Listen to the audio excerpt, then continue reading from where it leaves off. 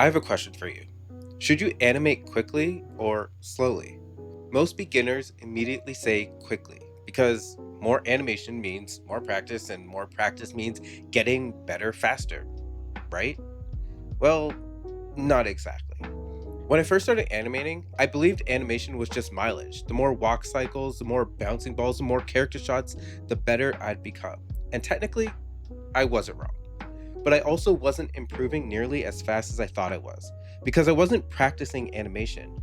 I was practicing habits. If you animate too fast, you stop thinking instead of asking, why doesn't this feel heavy? You just keep moving keys around until something looks good enough. Instead of understanding why the pose works, you hope the next version magically fixes itself. But the problem isn't animating quickly, the problem is using speed to avoid solving problems. But then I swung too far to the other direction. I'd spend 30 minutes on one pose thinking about timing, spacing, arcs, appeal, silhouette reference, body mechanics, acting. And by the time I started animating, I had barely animated anything. I became really good at thinking about animation instead of actually animating.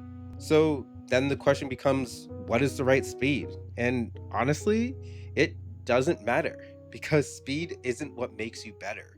Problem solving is. If you're flying through shots without asking questions, slow down.